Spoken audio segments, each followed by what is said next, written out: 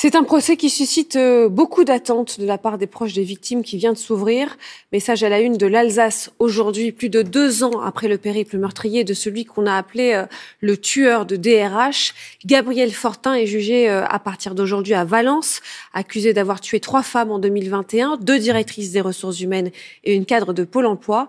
Leurs proches espèrent enfin l'entendre, lui qui est toujours resté mutique jusque-là. Yaël Marie et Laure Croza. Ce matin, les visages des familles sont fermés à la perspective d'une audience douloureuse. Vous avez envie de nous dire un petit mot ce matin, comment vous vous sentez?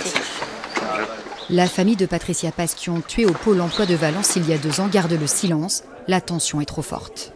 On porte dans le cœur Patricia, ses enfants et toute la peine qui les accompagne.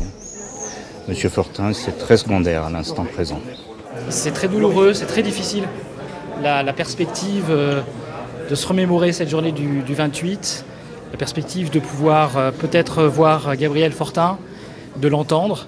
Certains y sont préparés, pour d'autres et pour Marjorie, c'est beaucoup plus compliqué.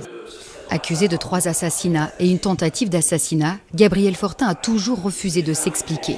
Ce matin, toutes les parties civiles retenaient leur souffle, imaginant un box vide, à l'image du mutisme de l'ex-ingénieur.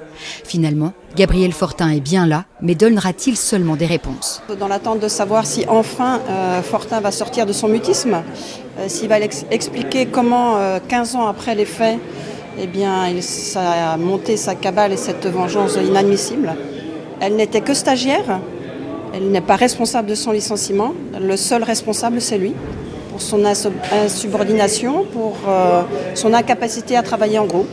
Et c'est pour ça qu'il a été licencié. Et c'est Estelle qui paye. Il a ressassé une espèce de haine recuite au fil des années. Mais pourquoi, on ne sait pas encore.